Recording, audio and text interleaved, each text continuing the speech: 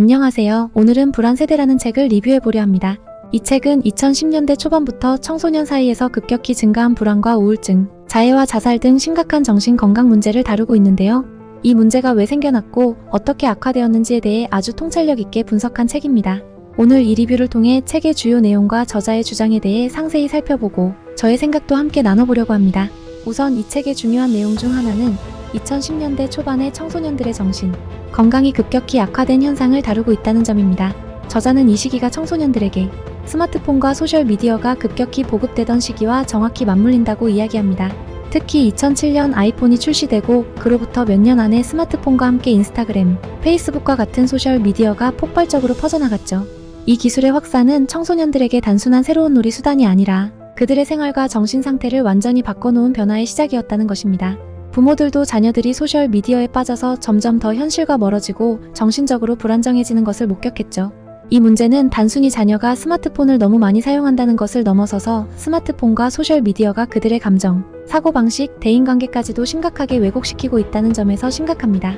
책에서는 여러 가지 사례를 들어 설명하고 있는데요. 예를 들면 한 14세 소녀가 인스타그램에 중독되어서 부모가 스마트폰을 뺏으면 극단적인 행동을 예고하는 등의 사례가 나옵니다. 이러한 행동은 그저 인터넷 사용 시간이 많아졌다는 단순한 문제가 아니라 이미 그 소녀의 정신 상태와 감정적 안정에 큰 영향을 미치고 있다는 증거죠. 실제로 부모는 스마트폰을 잠시 금지시켰을 때 자녀가 다시 정상적인 상태로 돌아오는 것을 확인했다고 합니다. 여기서 한 가지 흥미로운 부분은 남자아이들과 여자아이들이 다르게 스마트폰과 소셜미디어를 사용하면서 그들의 정신 건강에 미치는 영향도 다르다는 점입니다. 남자아이들은 주로 비디오 게임에 몰두하는 경향이 크고 때로는 포르노와 같은 유해한 콘텐츠에 빠지기도 합니다. 반면에 여자아이들은 소셜미디어에서 자신과 다른 사람을 비교하며 자기 자신에 대한 불만과 불안감을 키우는 경향이 더 큽니다. 이로 인해 여자아이들 사이에서 우울증과 자해, 그리고 자살 시도율이 급격히 증가했다는 것입니다. 이러한 현상은 비단 미국이나 한국 같은 특정 나라에만 국한된 것이 아니라 전 세계적으로 유사한 패턴을 보이고 있다는 점이 굉장히 중요합니다.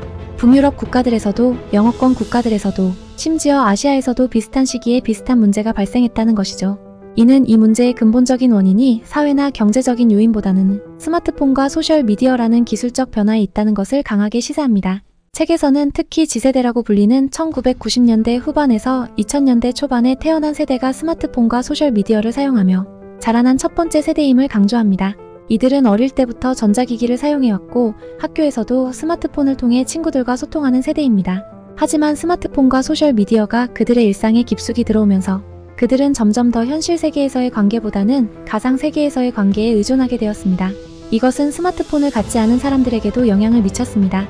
예를 들어 친구들과 직접 대화하고 놀던 시간이 줄어들고 대부분의 시간을 온라인에서 보냄으로써 현실에서의 사회적 연결이 점점 약화된 것이죠.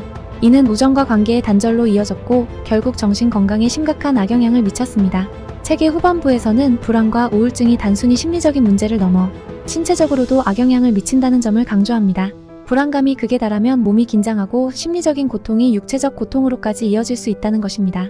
그리고 이러한 상태는 단순히 개인의 의지로 해결할 수 있는 것이 아니라 사회 전반에 걸친 변화가 필요하다는 주장도 설득력 있게 펼치고 있습니다. 저는 이 책을 읽으면서 현대사회에서 스마트폰과 소셜미디어가 우리의 삶에 얼마나 큰 영향을 미치고 있는지 다시 한번 깊이 생각하게 되었습니다. 특히 청소년들에게 미치는 부정적인 영향이 심각하다는 점에서 부모와 교육자들이 이 문제에 대해 더 깊이 고민하고 대책을 마련해야 한다고 느꼈습니다.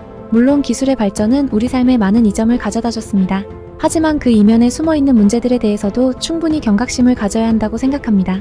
앞으로의 세대들이 이러한 문제에 더 현명하게 대처할 수 있기를 바라며 이 책을 통해 여러분도 많은 생각을 하게 되시길 바랍니다. 오늘 영상이 마음에 드셨다면 구독과 좋아요 부탁드립니다.